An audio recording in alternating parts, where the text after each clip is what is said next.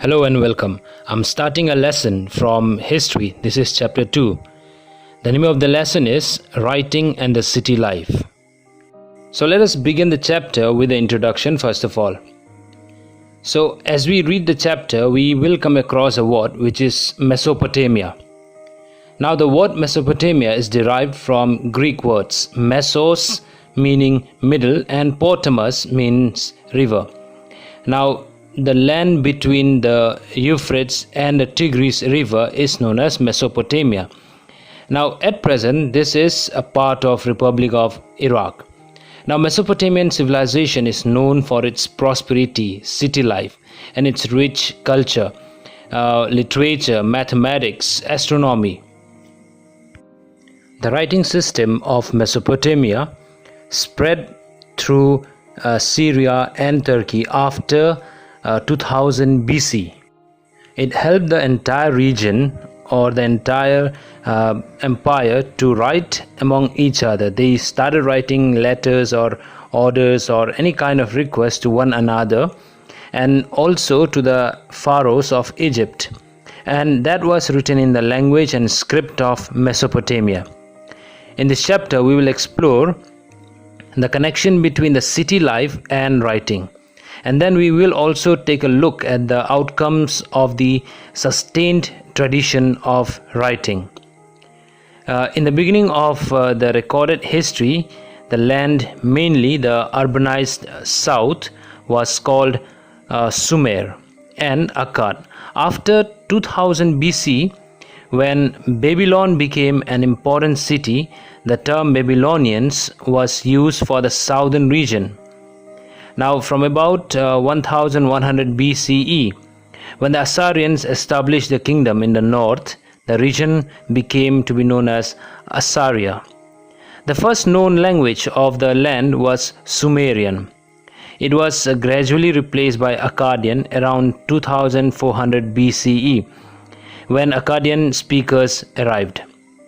This language flourished till about Alexander's time, with some regional changes occurring.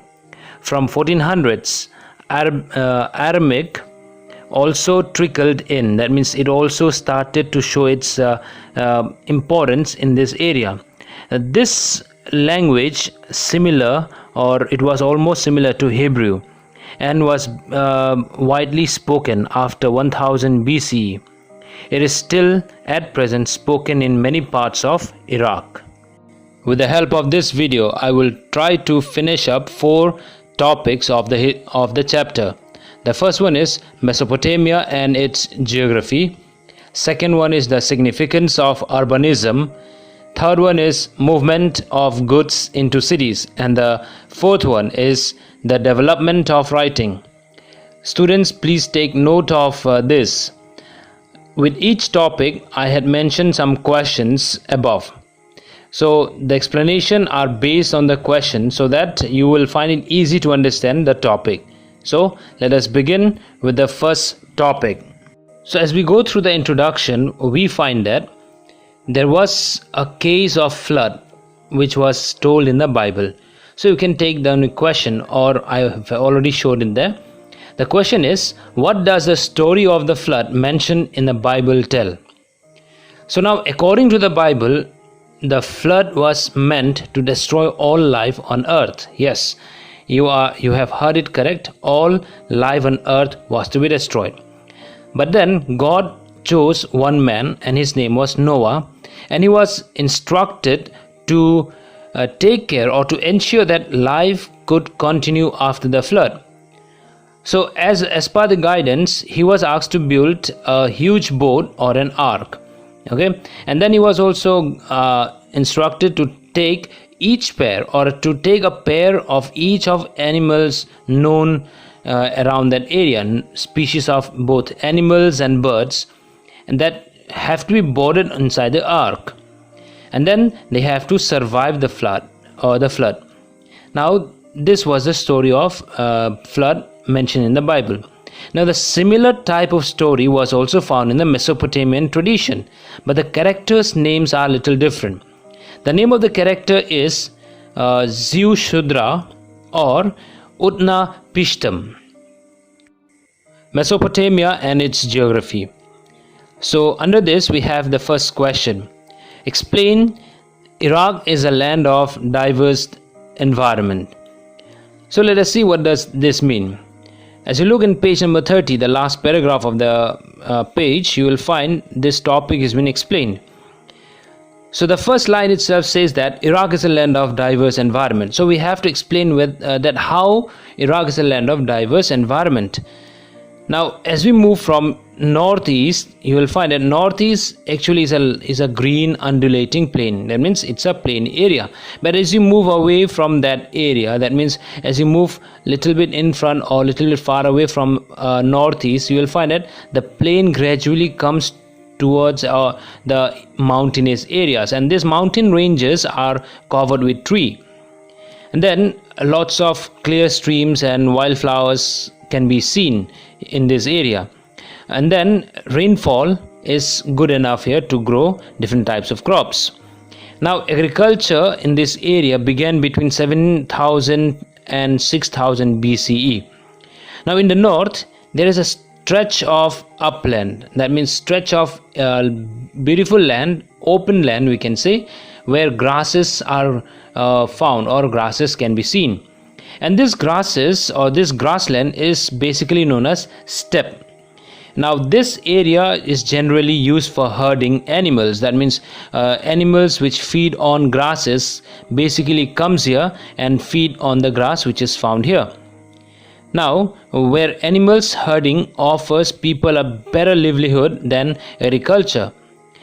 Many people, they don't depend on agriculture in this area. They basically depend on animal herding, so that easily the grasses which are found can be taken up or eaten up or consumed by the animals, and the animals in turn give good milk, good quality milk, good quality meat. And if you are talking about meat, that means you also can get skin and all. So that means in this area people find that grazing or herding animals is much better than agriculture. Then after the winter rains, the sheep and goats feed on these grasses and the low shrubs that grow here.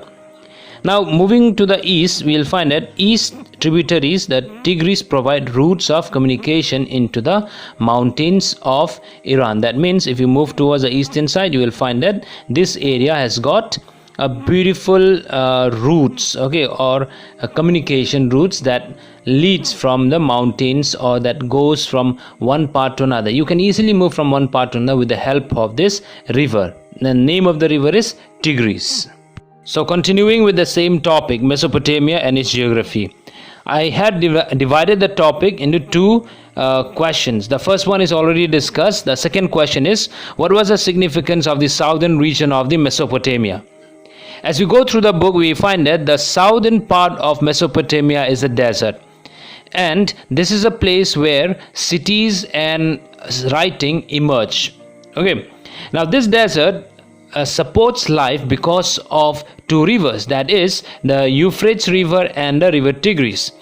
Now this river flow from the northern or the northeast part of Iraq, okay, or Mesopotamia we can say, and when they flow from these areas, they carry lots of sediments with them, because they are flowing from a hilly area, that means a steep path. And once they come to the low-lying area or to the flat area or plain area, they start depositing the silt out here, or we can say the sediments out here. The reason of this is that the river finds it very difficult to flow as compared to the mountainous area. Once the speed of the river decreases, they cannot carry the silt which is brought by them, so they start depositing the silt in this desert area. Once the silt start to be deposited, this area becomes very fertile, and because of which we can find lots and lots of crops are being planted or grown in this area. Likewise, we have got another river, that is we are talking about Euphrates. Now Euphrates also comes from the same area, that means from the northeast side of Iraq.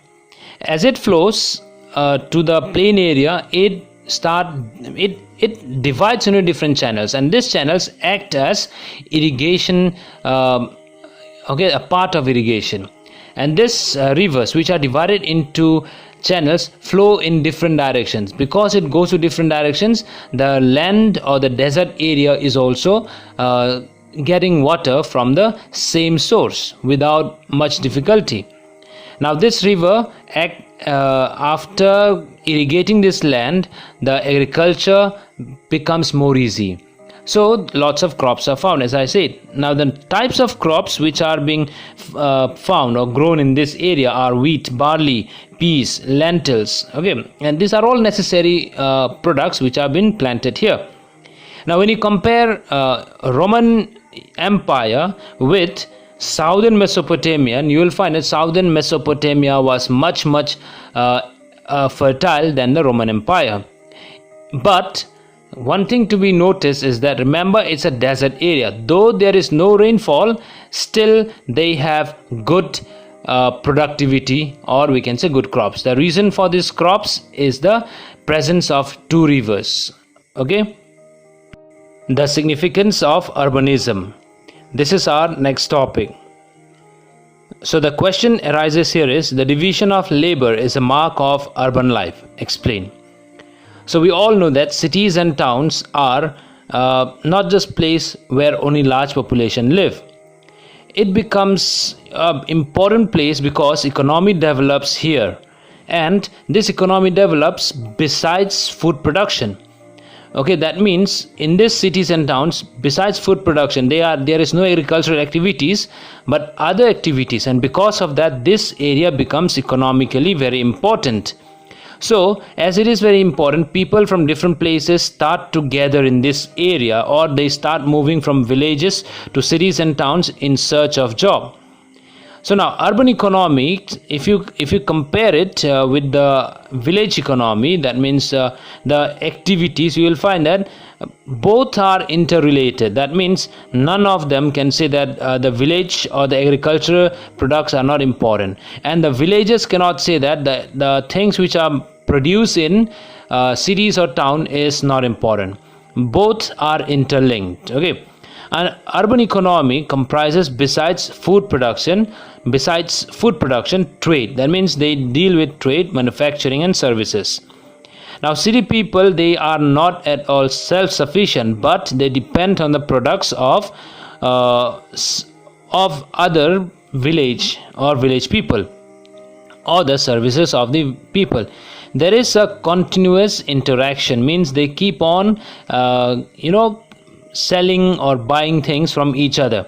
If we take an example of a carpenter, a carpenter needs wood.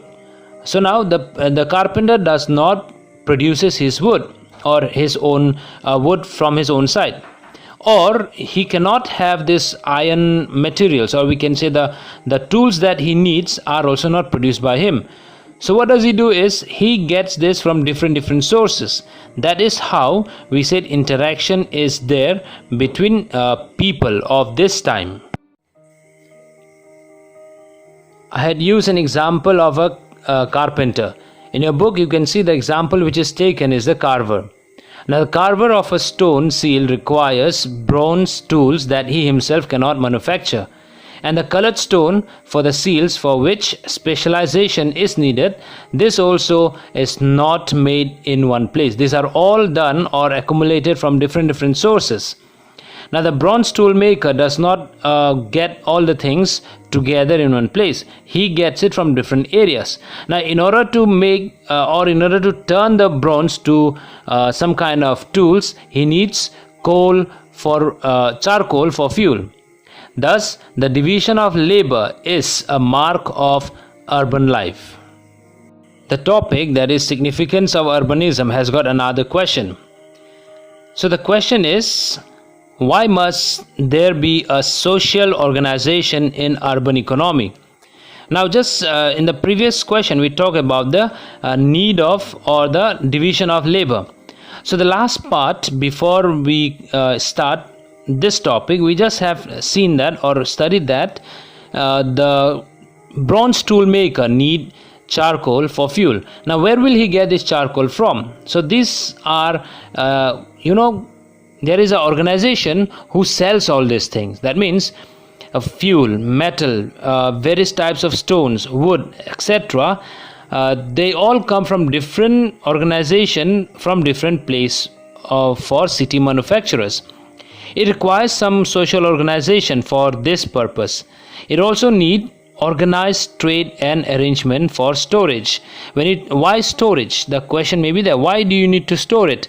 Now think properly. Okay, now whatever things which will be brought by the villager to sell it in the towns and all may not be sold in a single day. Or let us say a city dweller demanded 10 bags or 20 bags of rice from the villager, and it all reaches. In a single day, the city dweller cannot sell it, so he have to store it. That is why they said it requires some arrangement of storage. Now food grains and other food items are brought to towns from the villages, and the food supplies need to be stored and distributed. Moreover, many different activities have been or have to be coordinated. When you say many different activities, means buying and selling also have got different activities. For example, when you buy it, you have to give order.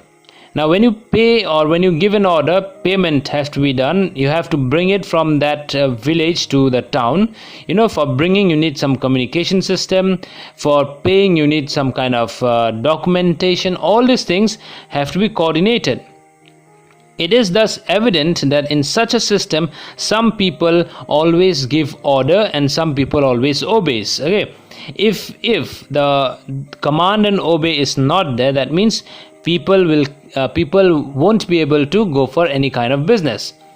Now, just to keep all this thing in track, just to keep all this thing running smoothly, the urban economies generally require the keeping of written records. So from here onwards we came to know that why writing was necessary.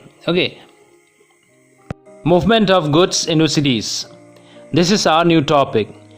The topic begins with a question once again, and the question is, write a note on import and exports of Mesopotamia. Now from the topic we came to know that Mesopotamia is not good in case of mineral resources, but they have got abundant of agricultural products. Now most part of the south or the Mesopotamian area, they lacked in all the things that they need. For example, they don't have tools, they don't have stones, they don't have seals, jewels, they don't even have good quality wood. The wood that is found in Iraq is palm or date palm tree, which is not good for making boats or carts or even the tire, then the cart's tire. So they all have to import all this thing from other places. Then now in order to get all these items which they don't have, what they can do is they can sell their abundant supplies. For example, they are good in crops, so they can sell the crops, and after selling these crops they can get what they need. For example, and the abundant textile and agricultural products can be sold for wood, copper, tin, silver, gold, shell and various other stones from some countries like Turkey and Iran, and also across the Gulf. Now these regions had good mineral resources, but they have very less agricultural production, or they are not good in agricultural at all. So what the Mesopotamians can do is that the regular exchange can be possible, and then there is a social organization. They make a very good foreign expenditure, and the exchange continues, and this initiated or this started a good import and export tradition of Mesopotamia with different countries like Turkey, Iran and some other areas around Gulf. What is the role of efficient transport in urban economy? So this question also is a part of the topic movement of goods into cities. So now let's see what does it says.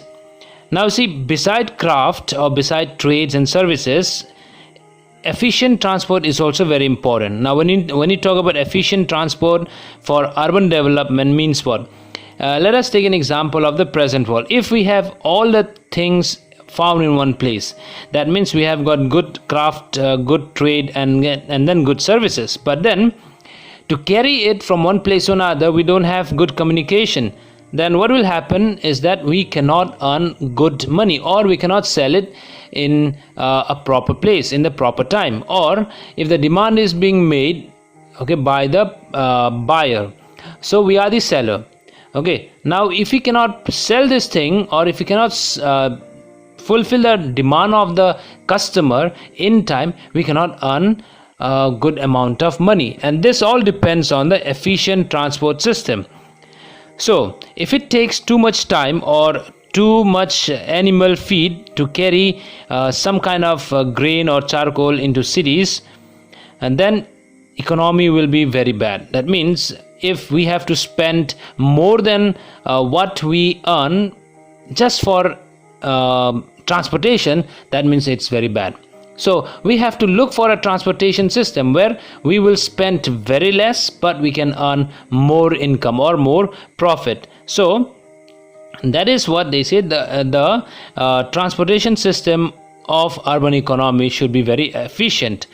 So likewise, the cheapest mode of transportation during that time was riverways, or we can say the waterways. Okay, now river, now they on this river they use boats and all. Now during that time, boats does not have petrol or diesel, or it is not run over any kind of engines, so they basically depends on wind or the sail or the current of the river. So now without wasting much time, you can just start moving from one place to another. Now how much money you are to spend in the fuel? If you talk about fuel in boat, zero investment, means you are not spending much, so you can carry the goods in a bulk to one place to another. Now during that time, another system of communication or transportation was bullock cart. Now bullock cart can take hardly 5 to 6 bags. Okay, max to max is 10 bags. But now the bullock cart cannot pull the 10 bags at the same uniform speed from one place to another and reach in time. The bullock will be tired, and in order to keep them strong, you have to feed the bullock, and there you see you are spending some kind of money to feed the bullock. That means you are spending some money, and the much important factor is that the product will not reach the place in time, or it will take too long time. So that is why efficient transportation was necessary. Therefore the canals and natural channels of ancient Mesopotamia were the routes of good transport between large and small settlements. And in the account of the city of Mari, that means we are going to talk in the later chapter, we came to know that Euphrates became the most important river for this factor. Means Euphrates gave them a good chance to carry goods from one place to another at very low cost. Okay, the development of writing is our next topic. So the first question under this topic is, how did the art of writing developed in Mesopotamia? Now we all know that all societies have languages in which there are some kind of spoken sounds, okay, which convey some certain meanings. Verbal communications was there. Now writing was also a kind of verbal communication, but it was in a different way. For example, what we are studying, that is our books. Now the books, when you read, it conveys some messages. That means it is a type of communication. Now when we talk about writing or a script, we mean that spoken sounds have to be represented with the visible signs. Okay. Now how this development took place in Mesopotamia? Now first of all, the Mesopotamian tablets were written around 3200 BC. Now when you say tablets, remember tablets means it is made of clay, okay, or mud. When it is mixed with water, means a clay and water is mixed together, and it is turned into a shape of a tablet. and this tablet were of different sizes. Some were just like the size of a mobile phone, that means a smartphone, not a small one. Okay, some were little bigger than a tab. Okay, and basically this used to be of same sizes. Anyways, there are different types of tablets or tab that was found. Now how it was made, as we already discussed. Okay, but now how things are written. Before the tablet could dry, before the tablet becomes very hard, when it is still soft, they take a reed, R-E-E-D. Okay, we can say it's a type of bone, or it's a type of stick. Okay, and this with the help of this reed, they just mark some impression on the soft clay, and before it becomes dark, hard enough, they put all the impression necessary and keep it for drying. Once it dries out, there is no chance for this writing to be vanished or can be changed. Okay, that is how they made it. Now what does it contain, this tablets? Okay, it contain different kinds of pictures like signs, okay, and numbers. There are about 5,000 lists of ox, fish, bread, loaves, etc. Now list of goods that were brought into or distributed from temples of Uruk. Okay, that means it's a city in the south. Okay, now we can easily see that the writing began when society needed to keep some records. Just in the previous slide or previous part, we have just said that in order to maintain some records, they need to write it. So when they felt that there should be something to be written, they started to find out some way of writing. Now business started. Okay, transactions were made, selling and buying of goods. Now when selling and buying of goods was going on at different times, it have to be record have to be kept, and then this record have to be kept not for only the present time, but in future there might be some conflict. Because of that, they evolved. Okay, they try to find out some source of writing, and thus the development of writing came up in Mesopotamia. Continuing with the topic, the development of writing, we came to another question, that is, how did Mesopotamians write? Now Mesopotamians wrote on tablets of clay. A scribe means a person who used to write would wet some clay and put it into a size that he could hold easily, and then he would pat it out very smoothly. Means he will try to pat the surface on which he will write in very smoothly. Okay, now once it becomes smooth, before the tablet dries out, he will try to write there all the important informations, and then he will use for writing, he would use a reed. Okay, once everything is being pressed in it, once the information has been already filled in it, he will keep this tablet under the sun so that it can be dried out. Once it dries out, this tablet cannot be changed. I mean, whatever is written there cannot be changed.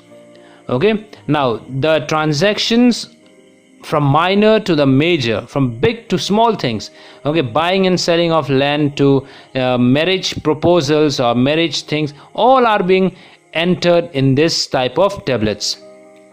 Now some of the tablets are found in pieces, and this so according to the sources, it might be like this, that once the transactions or once the agreement is fulfilled, they do not need anymore. That means the tablet is not needed. So what do is they just throw it so that it can break, and that type of things are also found while excavating. Okay, now all these tablets were a very important source of our history, and because of these tablets we came to know the social type or social life of the Mesopotamians of the medieval time. Which changes came in Mesopotamian writing of language from 2600 BCE to 1st century CE is our next question from the topic, the development of writing. It is the last paragraph of the topic.